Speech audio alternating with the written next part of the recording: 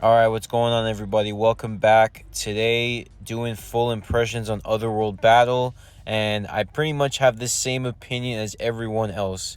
It is a mediocre game mode disguised as a game mode that would involve strategy. It doesn't involve that much strategy. All you got to do is pick the 5 tunes that are ideal for the game mode, and you make sure that you give them substantial buffs. Buffs like ignore damage decrease, or ignore damage received by, like, you can increase it. It starts off at 5%, but you can increase it to 30%. You know, there's a lot of things that I enjoyed about the game mode, but the game mode in its entirety is pretty, it's like low par. Like, like I said, the AI situation is still an issue. I was testing a lot of teams, and I realized how essential debuff removal actually is. So, Wasp being on the team is critical. I know this team, I gotta win, whatever, and I faced a decent team, but I'm telling you, like, Jean Grey is the primary reason why. Jean Grey's skills, like, because they have so many debuffs and they ignore guard break, like, you're basically going to be stationary for some time. So if you don't have Wasp, you're just going to be stuck in limbo, and it's also part of the reason why I kind of realized that Hulk wasn't that great, because look, right there, he got wrecked by an Iron Man.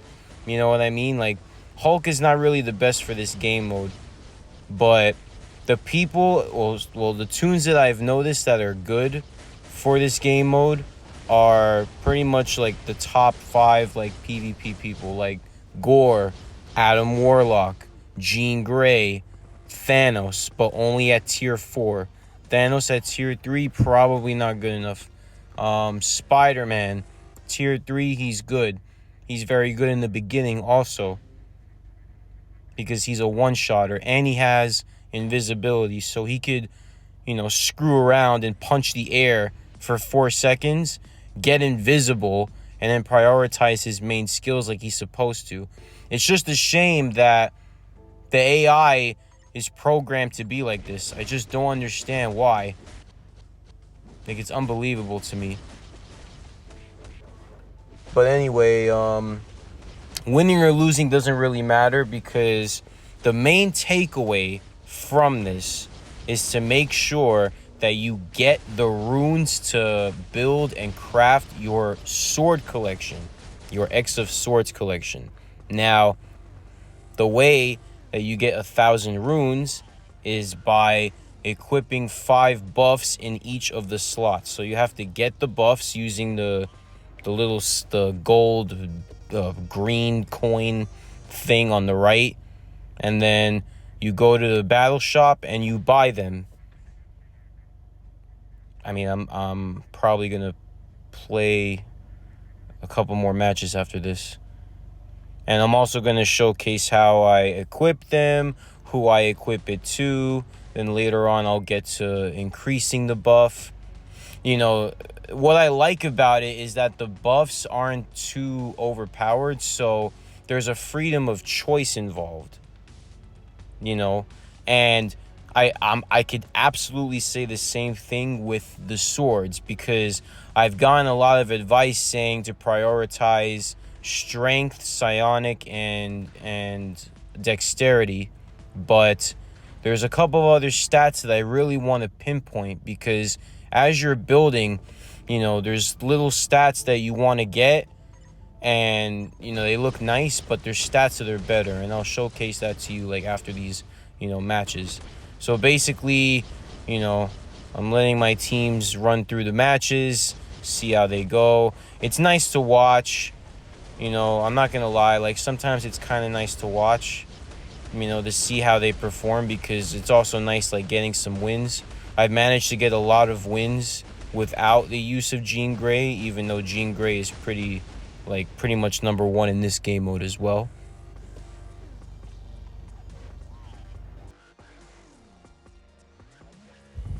Yeah, even though that one was a defeat, I still got the same rewards.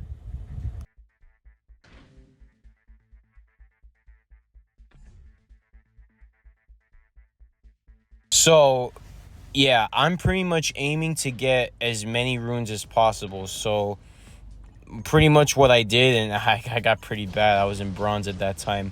I mean, what I pretty much did was I was auto playing like 15 to 20 times. Like, yes, the retries are only 5 times, but don't worry about that. You want the season achievements or whatever.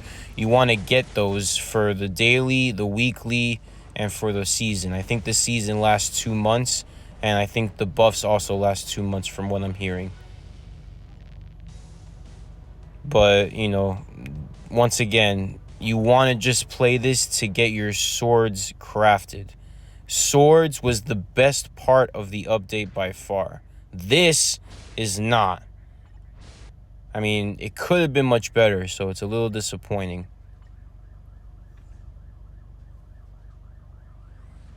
Yeah, as you can see, I'm collecting all of the achievements and all of their runes. I think now is where I'm going to start getting into the buffs. Right. So there's a number of buffs. I'm not sure if they're set or if they refresh with new buffs every season.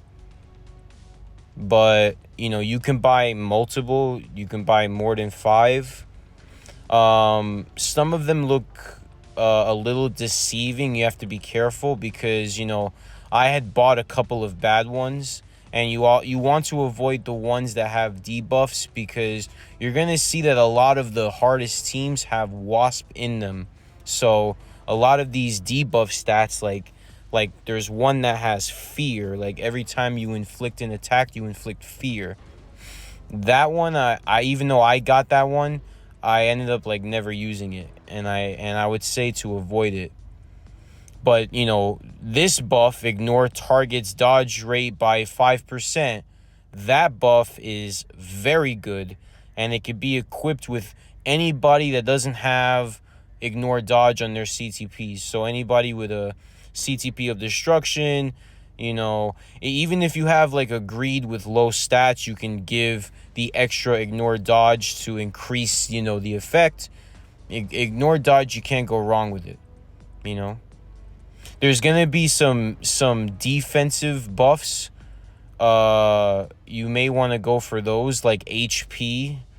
HP could be good for like characters like Hulk, but I don't think once again that Hulk is very good in this game mode. So you can put like HP on somebody like Jean Grey or even Adam Warlock. Like I put it on Adam Warlock at one point. It's pretty decent, but there's a better defense buff where you get to ignore damage received. And that one you want to find and you want to get and you want to upgrade it as soon as possible. I will show you how to upgrade later. It's pretty easy.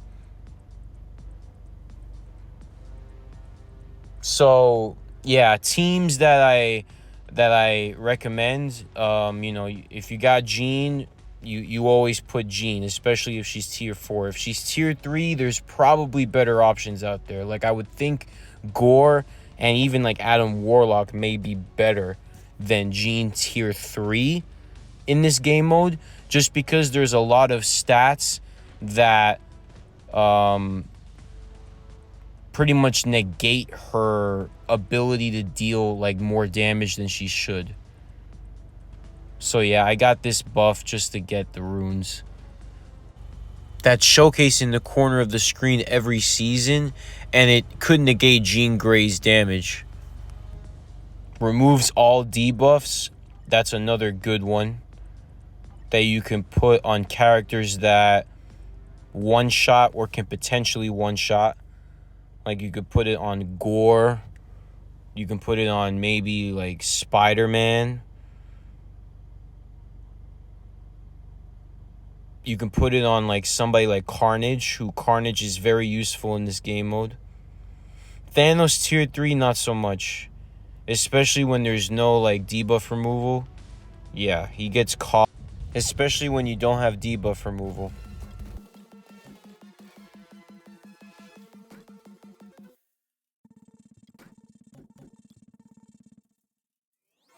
I'm taking my sweet ass time. Yo, these remix gems are bussin', dog. Where you're fighting a team that doesn't have debuff removal, but there's better buffs. Here I was thinking which one to get. That's only gonna be once in a while. There was a couple interesting buffs like physical absorption by 5% and increases your attack, but I don't think that's very good. Get ignore damage decrease. You can put it on any character with a revive and it'll substantially increase their performance.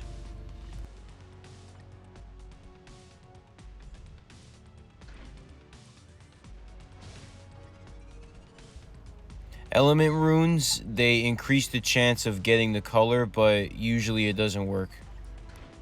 Alright, sword crafting is next, and the best stats, anything that's defense increase, minus the judgment stat, which I'm going to talk about, you want to avoid. Like, energy decrease, not that substantial, especially if it's only 5%. I mean, like, it's pretty useless. I mean, it could help maybe, but it's pretty useless. Same thing with like the physical damage decrease. I mean, that's why people are mostly going for strength, which is the orange one, not the yellow one, the orange stone. Then you've got psionic, which is the purple. That has energy damage increase, so people have been getting that. And then you've got dexterity. Dexterity gives instinct attack, which, as I mentioned in previous videos, is basically, I would say, like, critical damage, like in PvP. Like, as you're doing, like, critical hits and you get extra instinct attack, those are the numbers that apply. Now, what you're going to notice in the crafting part is that I'm going to try and roll and get concentration. I'm getting extra concentration from these stats. And if my theory's correct, concentration could essentially help your mighty and brilliant CTPs, and potentially could help you in both PvE and PvP, because the stats on CTPs increase as your concentration increases. So basically, as I'm crafting these swords, they're not cards, and they're not as important as cards, but they have stats that negate pierce a little bit, which is the most important stat, obviously. But these swords, they're very free-to-play friendly. They're very easy to craft. These are basically free stats. You want to get them as soon as possible, because it could help you for a short time while you're continuing to build your cards. Like, I did all of this crafting in 2 days, and within 2 days I have a solid foundation with swords. It's not perfect, you know, I'm trying to get rid of the stamina sword still, but as of right now, I'll show you the stats that I have right now towards the end of the video, but I think I need to test more, but you know, this was a very, very good addition. I think it really helped me with my performances in all game modes, especially with the concentration increase. My concentration was originally 2%, which was like minuscule, and now it's close to 10%, which is substantial. And I'm going to be testing it more in PvP. Now, I noticed that there are a lot of teams in PvP that are slightly harder. It's maybe because they decided to go with the judgment stat, which is decrease pierce received. It's a very interesting stat. And if you were to cap it, you could potentially get...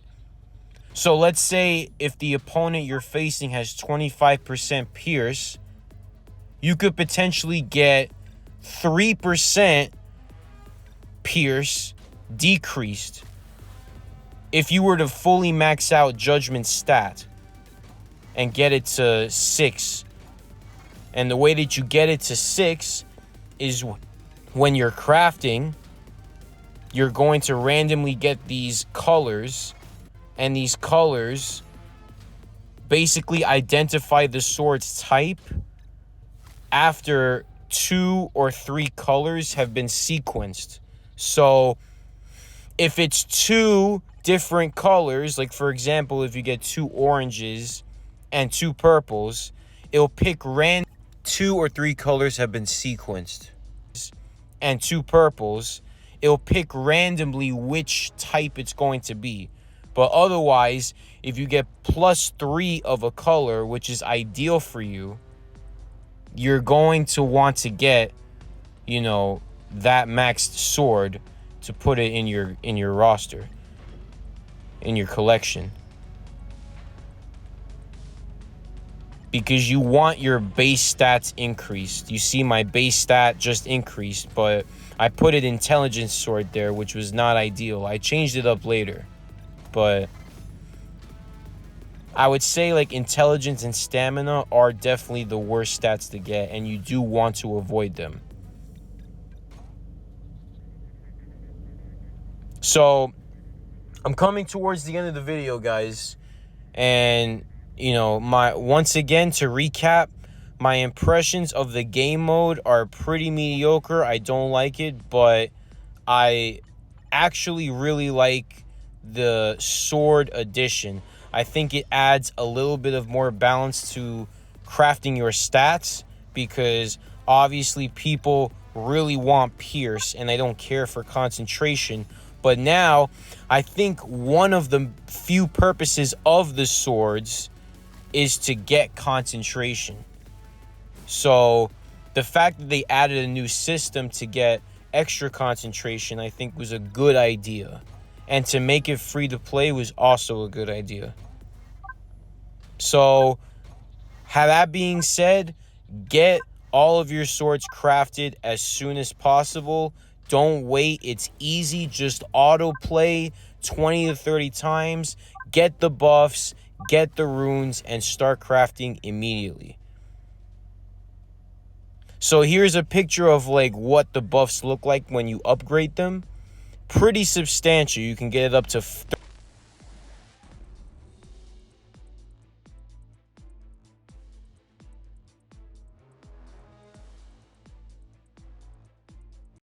So here's a picture of what the buffs look like while I'm upgrading them, and you can get up to a substantial level. I'm showcasing then my teams that I used, one with Jean Grey and then one without Jean Grey, and the one without Jean Grey has been kind of successful. I showcase myself in Challenger, and I showcase my current swords. Thanks for watching, guys.